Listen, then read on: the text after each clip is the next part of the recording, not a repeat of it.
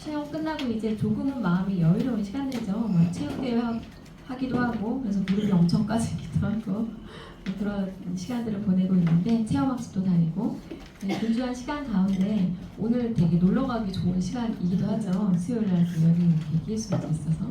그럼에도 불구하고 예배의 자리에 나온 우리 친구들 모두를 환영하고 축복합니다. 점점점 날이 더워지고 있는데 이제 마스크가 불편하지 않나? 왜냐면 그동안 계속 이렇게 마스크 착용하던 우리 지호가 공약을 딱 내걸고 마스크를 딱 벗고 너무 멋있는 거야. 너무 지금 너무 보면 그러니까 보지 말고. 그래서 나는 계속 여러 번 자꾸 쳐다봤잖아. 지호 너무 잘생겼는데 우리 친구들의 예쁜 잘생긴 얼굴을 볼 수 있게 마스크 벗은 모습을 기대해봅니다. 오늘의 말씀의 제목은 저주를 축복으로라는 말씀의 제목이에요. 살면서 내가 어떤 잘못을 저질렀는데, 그래서 공교롭게 어쩌다가 저주를 받게 되는 일이 있었어. 근데 그거를 축복으로 바꿀 수 있는 그 방법이 오늘 성경에 기록이 되어 있다라고 해요. 그게 뭘까? 라는 궁금증을 가지고 말씀 속으로 들어가 보겠습니다. 오늘 말씀은 여호수아서 21장 43절로 45절이에요. 이제 다음 주면 여호수아서가 끝나요. 정말 대장정이었죠. 한 권은 이렇게 1장부터 끝까지 이렇게 말씀을 듣는 것도 그렇게 흔한 기회는 아닐 거다라는 생각이 들어요. 우리 친구들에게 여호수아서가 어떻게 기억에 남을지 기대가 됩니다. 계속 전쟁하고 땅 분배하는 얘기밖에 없었어라고 할지 모르겠는데, 여호수아서 21장 43절로 45절까지 말씀을 저와 교독해 볼게요. 여호와께서 이스라엘의 조상들에게 맹세하사 주리라 하신 온 땅을 이와 같이 이스라엘에게 다 주셨으므로 그들이 그것을 차지하여 거기에 거주하였으니, 여호와께서 그들의 주위에 안식을 주셨으되 그들의 모든 것 중에 그들과 맞선 자가 하나도 없었으니, 이는 여호와께서 그들의 모든 것을 그들의 눈에 덮으셨습니다. 함께 읽겠습니다. 여호와께서 이스라엘 족속에게 말씀하신 선한 말씀이 하나도 남음이 없이 다 응하였더라. 아멘.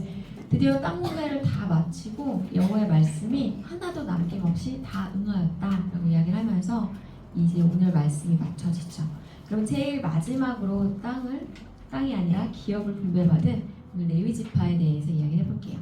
우리 친구들에게 레위 지파 하면 어떤 게 생각나는지 모르겠어요. 저는 레위 지파 하면 제사장 지파 이렇게 생각이 나는데, 레위 사람들은 저런 일들을 했어요.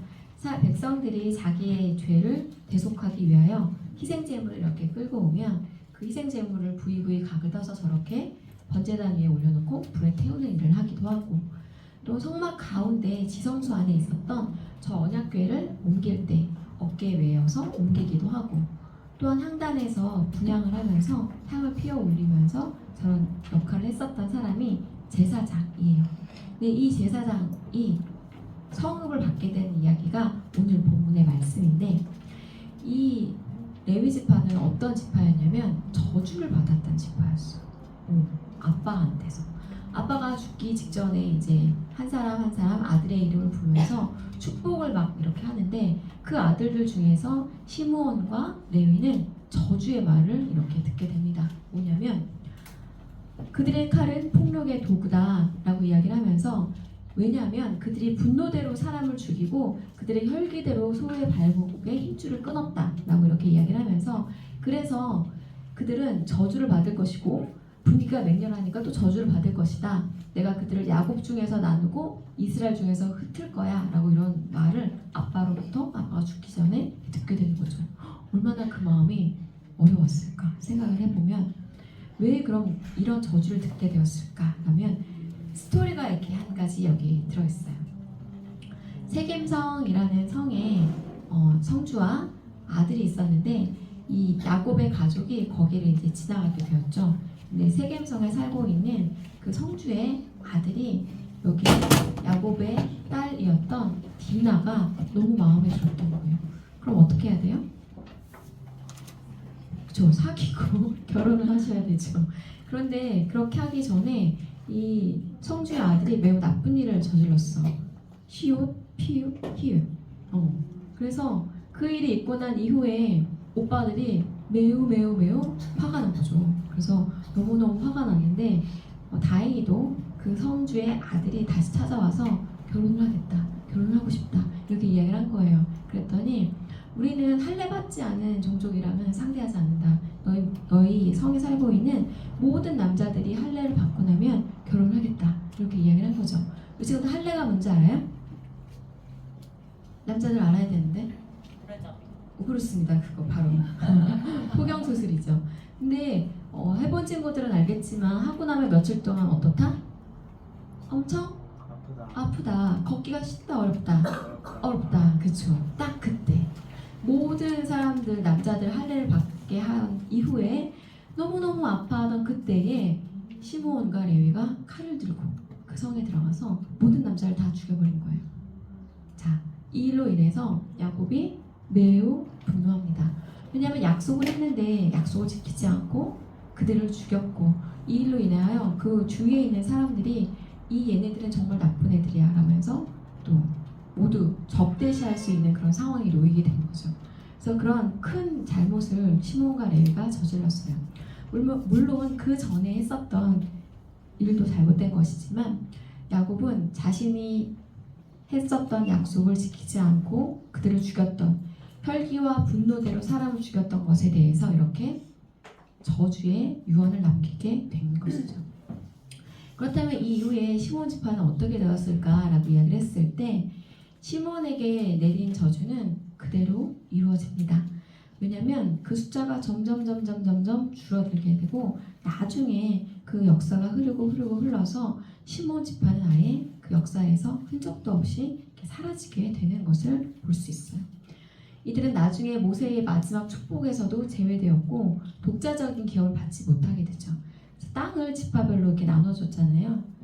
각 지파, 므낫세, 반지파 이렇게 쭉 동편, 서편 나눠줄 그때에도 유다 지파의 가운데 부분에 살 수 있게 하는 그렇게 시몬 지파는 땅을 받게 되었죠.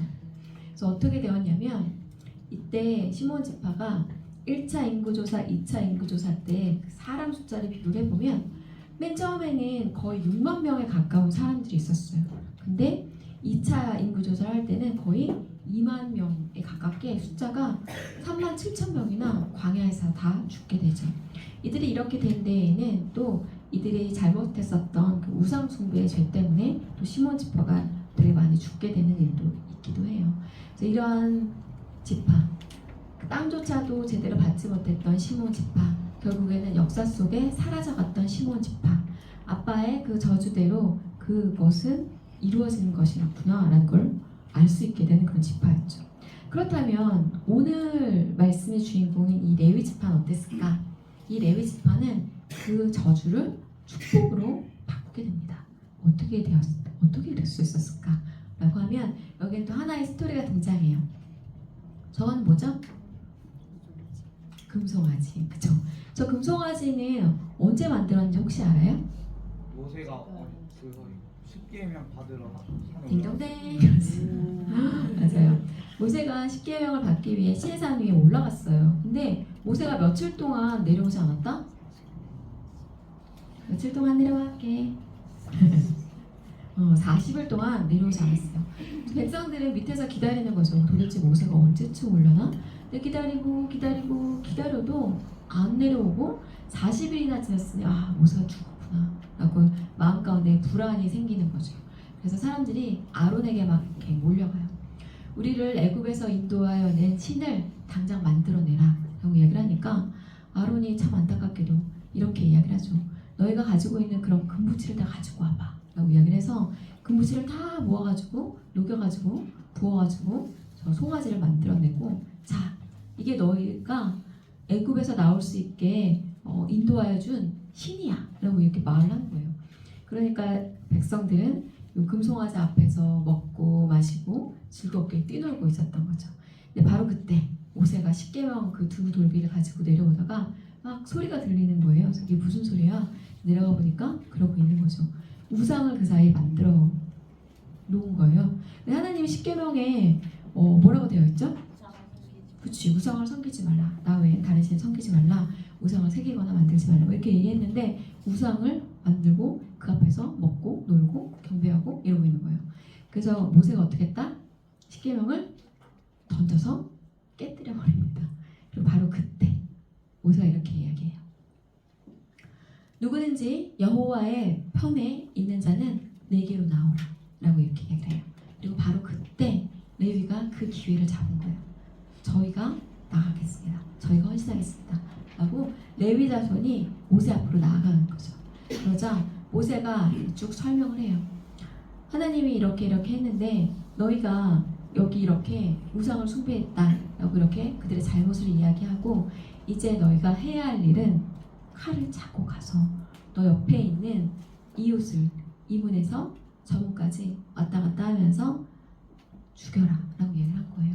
그리고 레위는 그 말씀에 순종합니다. 성경은 이것을 헌신이라고 표현을 해요. 사실 우리가 생각할 때는 너무 잔인한 거 아니야? 할 수 있는 그런 대목 있죠. 그런데 레위는 하나님의 편에 서서 하나님이 원하시는 그 일을 하게 되었고 이것을 헌신이라고 표현을 하고 이 일로 인하여 레위 지파는 제사장의 직분을 갖게 됩니다. 하지만 이들은 그 예언이 했던 것처럼 이스라엘의 온 지파에 흩어져서 살게 돼요. 독자적인 땅을 딱 갖게 되는 것이 아니라 르우벤, 갓, 므낫세 반지파, 에브라임은 여기서 모여서 살고 다는 여기서 모여 살고 이런 게 아니라 레위인들은 성읍을 하나씩 주게 되고 그 성읍에 딸린 목초지를 주는데 르우벤 지파에서는 4개의 성읍을 받게 되고 므낫세 지파, 반지파 저 위쪽에서는 2개의 성읍을 받게 돼요. 그래서 온 땅에 이렇게 온 전역에 흩어져서 살게 되는 그런 일이 있게 된 거죠. 마치 아까 야곱이 예언했었잖아요. 너희가 이스라엘 중에 흩어질 것이다 라고 했었던 그 예언이 성취된 것을 볼 수 있어요. 그래서 레위 지파는 이렇게 온 이스라엘 중에 흩어져서 그들과 함께 살면서 백성들이 지은 죄를 하나님 앞에 고할 때 그 제사장으로서의 역할을 감당하게 됩니다. 48개 성읍에 모두 뿔뿔이 흩어져서 살게 되죠. 하나님의 원래 뜻은 저렇게 제사장 지파가 레위 지파로 국한되는 것이 아니었어요. 뭐였냐면 하나님의 맨 처음 뜻은 이스라엘 그 모든 사람들이 제사장 나라가 되는 것이 하나님의 뜻이었어요. 그래서 이스라엘 전체가 제사장 직분을 감당하길 원하셨지만 그들이 우상 숭배라는 죄를 범함으로 인하여 그 역할이 레위 지파에게 축소가 되게 됩니다. 그래서 하나님을 향해서 구별된 헌신을 드렸던 레위 지파가 이제 제사장 직분을 감당하게 되죠. 그렇다면 이것은 신약시대를 살아가는 우리와 어떤 관계가 있을까 얘기를 했을 때 하나님은 우리를 제자로 부르세요. 뭐라고 부르시냐면 누구든지 자기 십자가를 지고 나를 따르지 않는 자는 내 제자가 아니다. 될 수 없다. 이렇게 이야기를 하죠. 그래서 제자라고 불리는 사람들은 어떤 사람이냐면 삶의 우선순위를 하나님께 두는 사람이에요. 하나님을 향해서 구별된 삶이 있는 사람들이죠. 그래서 우리 청소년부 찬양팀의 이름이 무엇이다? 마데테스. 마데테스의 뜻이 뭔지 아세요? 네, 제자입니다. 그래서 제자라고 불리우는 마데테스 찬양팀은 구별된 삶을 살아요. 그 구별된 삶의 첫 번째는 토요일에 모입니다. 토요일에 모여서 큐티를 하고 말씀 묵상을 하고 삶을 나누고 그 이후에 찬양 이 예배를 위한 그런 연습을 하죠. 이게 구별된 삶이죠. 왜냐면 매주 토요일에 일정한 시간을 내어서 이 자리에 오기가 참 어렵잖아요. 쉽지 않잖아요. 왜냐면 학원도 가야 되고 또 놀러도 가야 되고 친구도 만나야 되지만 그 시간을 이렇게 빼두는 거예요. 구별한다고 이야기를 해요. 왜냐면 이 시간은 하나님께 드리기로 약속된 시간이기 때문에 그래요. 그래서 그런 구별된 삶이 있을 때 우리는 제자라고 불러요. 그리고 주일에도 매우 일찍 와요. 예배는 9시 30분에 시작이 되지만 찬양팀은 50분까지 모여서 한 번 더 연습을 하고 또 기도하고 예배를 준비합니다. 이렇게 구별된 삶을 살아갈 때 그때야 비로소 우리가 제자라고 불리울 수 있다라는 것을 생각할 수 있기 원합니다. 우리가 이렇게 주님을 향해서 헌신하면 저주의 운명도 축복의 인생으로 바꿀 수 있어요. 이것은 그냥 우리가 얘기하는 게 아니라 성경에 기록이 되어 있고 성경의 말씀이 근거가 되어진 것이에요. 아, 그렇구나. 레위 지파가 비록 처음엔 저주를 받을 만한 그런 행동을 했지만 그가 하나님의 뜻에 맞게 살고 헌신했을 때 저주도 축복으로 바꿀 수 있구나. 나의 삶도 그러하겠구나. 내가 비록 지금까지는 그렇게 살지 못했지만 하나님 앞에 헌신하고 구별됨으로 나아갈 때 하나님이 나를 보시고 나의 삶을 축복된 삶으로 하나님의 자녀된 삶으로 인도하시겠구나. 이런 마음을 우리 친구들이 가질 수 있었으면 좋겠어요. 자, 일주일의 첫날을 거룩하게 구별하여 주일 예배로 나아오는 이것 자체가 얼마나 귀하고 하나님 보시기에 얼마나 어여쁜지 우리 친구들이 알기를 바랍니다. 비록 때로는 나의 몸은 여기 있지만 나의 영혼은 다른 데 가 있을지라도 어쨌든 주일 아침에 이 시간에 일어나서 여기에 나오기까지 우리 친구들의 그 모든 수고와 헌신과 마음을 우리 주님은 알고 계신다, 보고 계신다 라는 걸 우리 친구들이 기억했으면 좋겠어요. 그렇다면 그렇게 저주를 받았었던 레위의 세 아들, 그 자손들은 나중에 레위 지파가 되어서 어떤 일을 했냐면 광야 생활의 중심에는 성막이 있었죠. 그 성막에 천막을 옮기고 언약궤를 옮기고 기둥을 옮기는 이런 일들을 하게 됩니다. 그리고 성막의 가장 그 주변에는 이 레위 지파 사람들이 있었어요. 가장 아론 자손, 고핫 자손, 게르손 자손, 무라리 자손. 그리고 이스라엘 그 모든 사람들은 성막을 중심으로 동서남북에 이렇게 각 지파별로 텐트를 치고 살았어요. 그래서 이 성막 중심의 삶을 우리가 볼 수 있죠. 아까 마지막 찬양이 광야에서였는데 우리의 삶이 정말 광야 같을 때, 정말 깊은 어둠 가운데 있는 것 같을 때, 그때 우리가 가장 먼저 확인해 봐야 될, 체크해 봐야 될 게 뭐냐면 나의 삶의 중심에 성막이 있는가, 나의 삶의 가장 중심에 주님이 계시는가도 반드시 확인해 보아야 합니다. 그래서 그 이스라엘 지파는 성막을 중심으로 해서 동서남북 이렇게 그 초록색이 그 우두머리 그 지파, 이렇게 선임 지파 해가지고 이렇게 배치가 되어서 살고 있었는데 지파도 되게 나름의 의미가 있고 재밌어요. 레아의 자손들, 라헬의 자식들, 이렇게 그래서 이렇게 모여서 살았던 것을 또 이렇게 볼 수 있어요. 성경을 이렇게 디테일하고 꼼꼼하게 보다 보면 나름의 이렇게 소소한, 우리 친구들은 하나도 재미없을 수 있지만 아, 이게 이렇구나, 이렇게 그런 즐거움을 느낄 수 있답니다. 그래서 레위 자손들은 저런 일을 했고요. 레위인은 이후에 어떤 일을 했냐면 하나님께로 사람들을 인도할 뿐만 아니라 죄 지은 자들에게 도피성을 제공하는 그런 역할을 하기도 했어요. 그래서 우리가 신약시대를 사는 우리는 모두가 레위인이에요. 우리 친구들은 모두가 왕같은 제사장입니다. 그래서 나는 레위인으로 뭘 해야 되냐면 죄를 지은 이들을 도피성이신 예수 그리스도에게 인도해야 할 책임과 의무가 있어요. 나 혼자만 죄짓고 사함받고 이게 아니라 아직 주님을 알지 못하는 이들을 도피성이신 예수 그리스도에게 인도해야 할 사명과 책임과 의무가 있음을 우리 친구들이 알기 원합니다. 특별히 그들이 나의 가족이라면 더 그런 마음으로 더 열심히, 그들이 예수님을 알 수 있는 방법은 나를 보는 것밖에 없거든요. 나의 삶의 태도와 자세와 평소의 행실과 이런 것을 보면서 아, 너가 믿는 예수님이라면 정말 나도 믿어보고 싶어. 너가 다니는 그곳에 가고 싶어.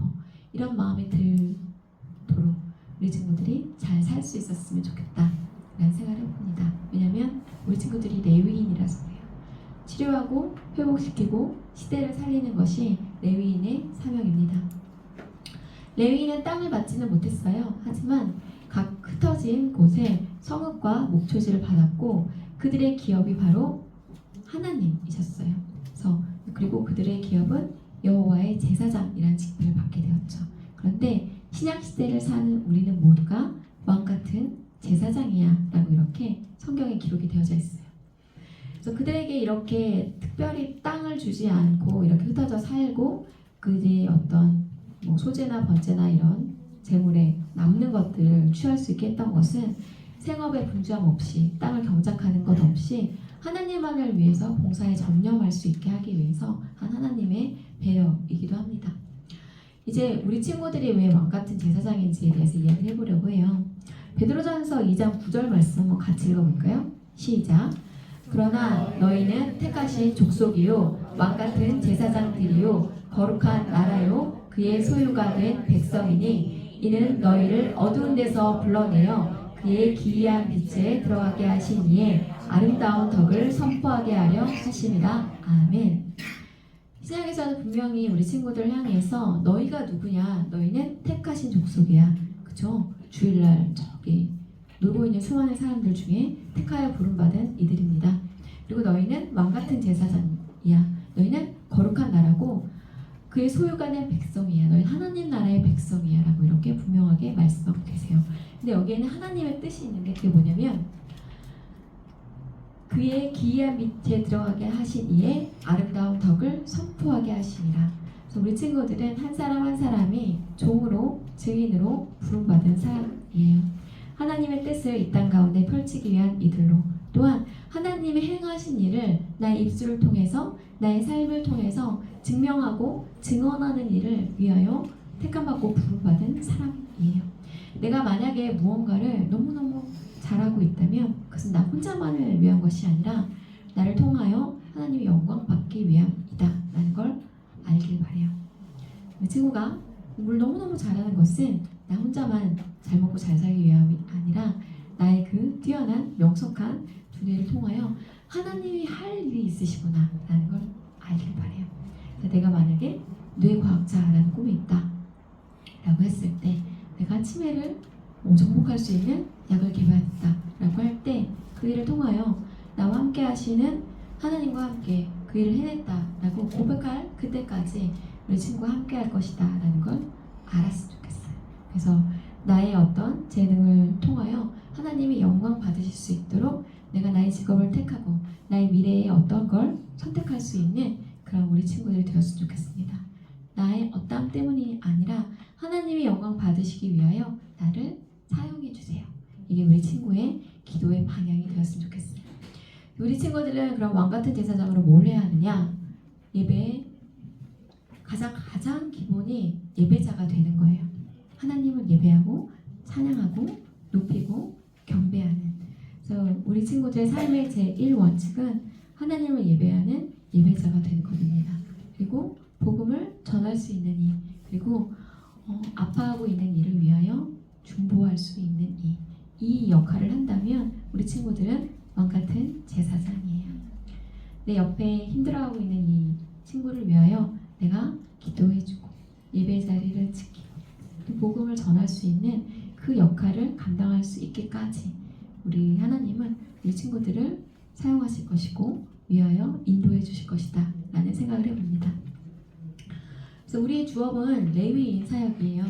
우리는 가장 기본적으로는 학생이라는 직분이죠. 역할을 가지고 있죠. 그런데 그보다 더 바탕에 깔려있는 그 마음가짐에는 나는 레위인이야 라는 마음을 우리 친구들이 가졌으면 좋겠어요. 나는 예배자야. 나는 복음을 전하는 자야. 나는 중보 기도를 하는 사람이야. 내 옆에 있는 저 아픈 아이를 위하여, 마음이 아픈 아이를 위하여 하나님께 저 아이를 올려드려야겠어. 이런 마음을 갖고 기도할 수 있었으면 좋겠어요. 그래서 아까 이야기했던 것처럼 내가 맛있는 빵을 만들어야 하는 이유도 하나님께 영광을 돌리기 위함이고, 내가 피아노를 잘 쳐야 하는 이유도 하나님께 영광을 돌려야 하는 네, 그것입니다. 물론 내가 피아노를 잘 쳐서 뭐 좋은 대학을 가고 뭐 좋은 진로를 택하고 그쵸. 근데 거기에 가장 밑바탕에는 이 일을 통하여 하나님이 영광 받으시길 원합니다. 나의 능력으로는 할 수 없지만 나의 부족함을 주님이 아시고 채워주셔서 이곳에 보내주신다면 제가 이 하나님을 위하여 더 하나님께 영광 돌리는 삶을 살겠습니다. 이렇게 하나님께 나아갈 수 있는 우리 친구들이 되기를 소망합니다. 자, 그렇다면 이 시대에 레위인은 누가 있을까? 라고 했을 때 항상 이분밖에 소개시켜드릴 분이 없어서 너무 안타까워요. 이분 누군지 알아요? 의사 맞아. 의사 맞았어. 이름 생각 안 나지만 한번 봤지? 돌아가십니다. 맞았어. 딩동댕. 혹시 몇 살에 돌아가셨는지 알아? 아니요. 33세였던 것 같아. 매우 이른 나이에 돌아가셨던 그 청년 바보 의사에 나오는 안수요. 여기에 대한 영상도 이제 함께 볼 텐데, 크리스천으로 산다는 게 어떤 걸까? 내가 의사라는 직업. 자, 여기 얘기하려니까 참 안타까운 며칠 전에 사건이 또 떠오르네. 혹시 알아요? 아나 혹시? 선생님들은 아시는데 우리 친구들 모르는 친구들 많구나. 몇 년 전에 수능 만점을 받았어. 대단하지? 연대 의대에 갔어. 대단하지? 그때 몇 년 지나서 어떻게 됐는지 알아? 맞아. 너무 슬프지. 그래서 진짜 공부가 전부가 아니다라는 걸 다시 한번 생각해봐요. 내가 아무리 수능 달달달달 외우고 열심히 공부를 해서 만점 받았으면 뭐해? 나의 어떤 내면이 무너지고, 사실 그분이 그렇게 되기까지 어떤 일이 있었는지 저는 잘 모르기 때문에 함부로 말할 수는 없지만, 사람을 죽이기까지 그 마음 가운데 무엇이 가득 찼을까 라는 생각도 많이 해보게 돼요. 우리 친구들이 어떤 것들을 위하여 달려갈 때 그것도 매우 중요하지만 먼저 스스로를 바라보고 스스로가 더욱더 단단하게, 정말 안정되게, 아름답게 잘할 수 있기가 저는 더 먼저다라는 생각을 해봅니다. 여기에 나오는 의사는 그렇지 않았어요. 의사라는 직분을 통하여, 그 직업을 통하여 다른 이들을 돌보고 섬기고 또 이렇게 나아갔었던 이 이야기를 들려주려고 합니다. 저 분은 예수님의 흔적을 나타냅니다. 그리하여 그 흔적을 바라보면서 많은 이들이 다시 예수님께로 돌아오는 이런 일들이 일어나죠. 바라기는 우리 친구들의 삶을 통해서 누군가가 너의 삶에는 예수님의 흔적이 있구나. 너를 보니까 교회라는 곳에 가고 싶어졌어. 예수님이 어떤 분인지 알 것 같아. 라는 말을 들을 수 있기까지 우리 친구들이 잘 성장할 수 있기를 바라봅니다. 관련 영상 같이 볼게요.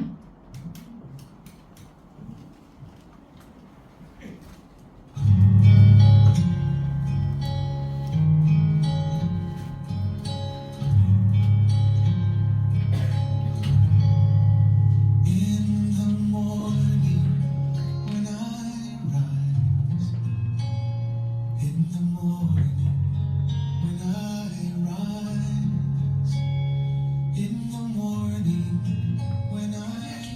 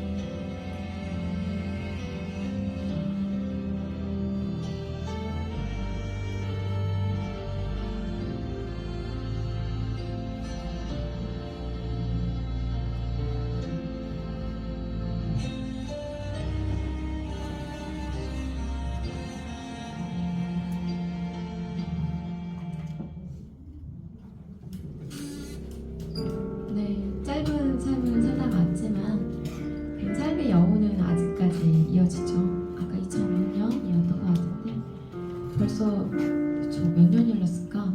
20여 년 가까이 흘렀지만 사람들은 여전히 그를 기억하고 그가 살면서 행했던 일들을 기억하고 있죠. 그래서 우리 친구들도 이러한 삶의 모습을 조금이라도 나타내고 드러낼 수 있었으면 좋겠다라는 바람을 가져봅니다. 그러기 위해서 해야 할 가장 첫 번째, 나는 레위인입니다.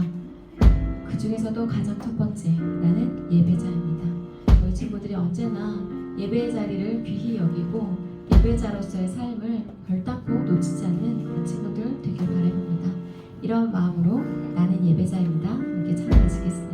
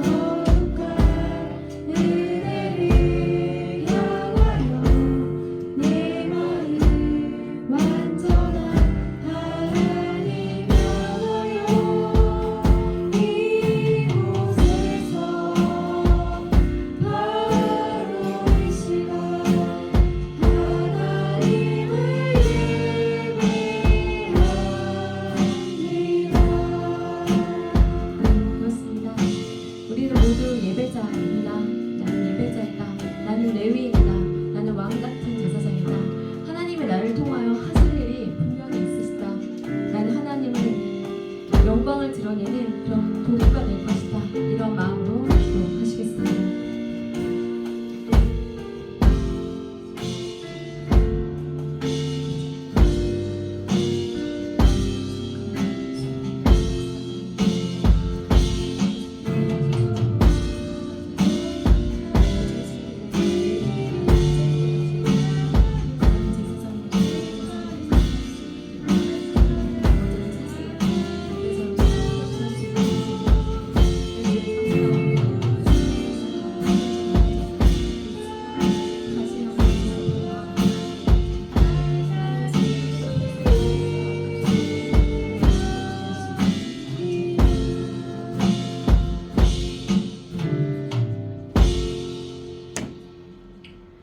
아버지 감사합니다.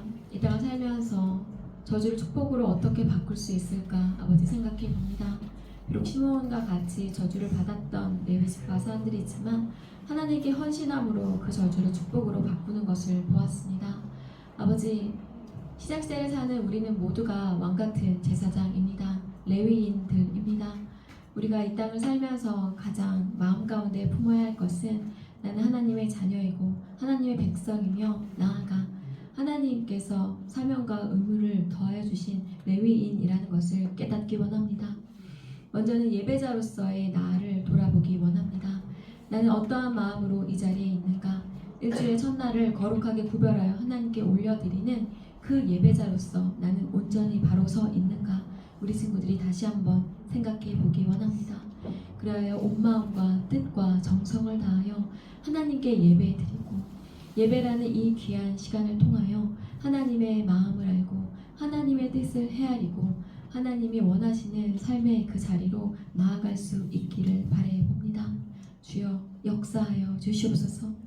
우리 친구들 한 사람 한 사람 찾아가 주시고 강박해진 마음, 돌처럼 굳어진 마음이 있다면 부드러운 마음으로 새 마음으로 변화시켜 주시옵소서. 그래야 주님의 음성을 듣고 알게 된 깨닫게 된 그 말씀대로 살아낼 수 있게 주여 인도하여 주시옵소서. 우리 친구들 또한 나는 중보 기도자임을 알게 하여 주시옵소서.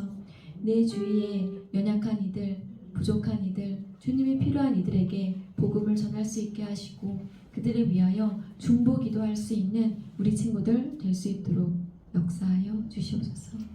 오늘의 이 예배 가운데 우리의 예배를 받으시고 우리 친구들을 찾아가 주셔서 말씀하여 주신 주님께 감사드리며 우리 주 예수 그리스도의 이름으로 기도드립니다. 아멘. 내 삶은 주의 것 찬양하시며 봉헌하시겠습니다.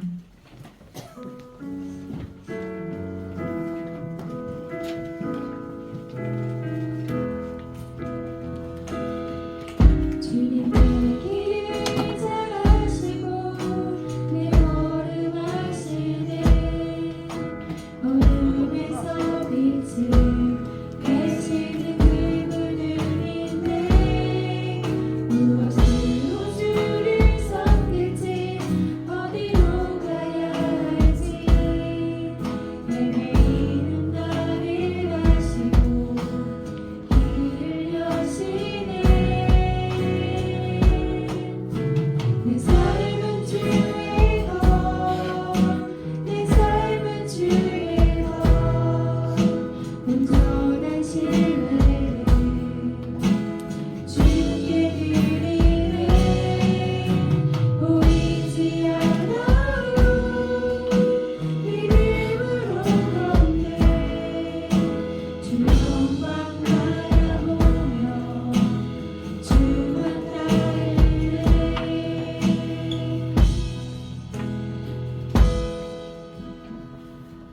감시 들었습니다. 저희가 찬양으로 고백했던 것처럼 우리들의 삶은 주님의 것입니다. 그러하기에 우리의 삶 가운데 기쁜 일이 있던지 슬픈 일이 있던지 고난이 있던지 시련이 있던지 모든 것은 주님의 것이기에 우리가 걱정, 근심, 염려하지 않겠습니다. 아버지 우리의 모든 것을 가져가 주시고 오직 우리의 마음 가운데 주님의 평안과 주님의 사랑만 부어 주시옵소서. 매일의 삶 가운데 오늘 하루를 충실히 살아가기 원합니다. 과거의 일로 인하여 너무 마음 아파하지 않게 하시고 또한 다가올 미래로 인하여 너무 큰 염려, 걱정, 근심 하지 않게 하여 주시옵소서. 그저 오늘 하루 주님이 나에게 허락하신 이 하루를 감사함으로 기쁨으로 성실함으로 살아낼 수 있게 하여 주시옵소서. 그래야 매일의 시간을 그렇게 하루하루 주님과 함께 동행하였을 때 그 길 끝에서 맞이해 주실 그 주님만 바라보고 갈 수 있도록 우리 친구들의 마음 또한 인도하여 주시옵소서. 주께서 구별하신 많은 것들을 주께서 주신 허락하신 많은 것들 중에서 구별하여 주님께 올려드립니다. 구별하여 올려드린 우리 친구들의 시간과 건강과 삶과 물질을 받아주시고 주께서 30배, 60배, 100배로 풍성하게 되갚아 주시옵소서. 감사드리며 우리 주 예수 그리스도의 이름으로 기도드립니다. 이제는 우리 주 예수 그리스도의 은혜와 아버지 하나님의 사랑과 성령님의 교통하심이 주님의 흔적을 우리 친구들의 삶으로 나타내기를 간절히 소망하는 귀한 우리 청소년부 친구들 머리 위에 섬기시는 선생님들 위에 주님의 몸된 교회 위에 이제부터 영원까지 함께 있을지어다. 아멘.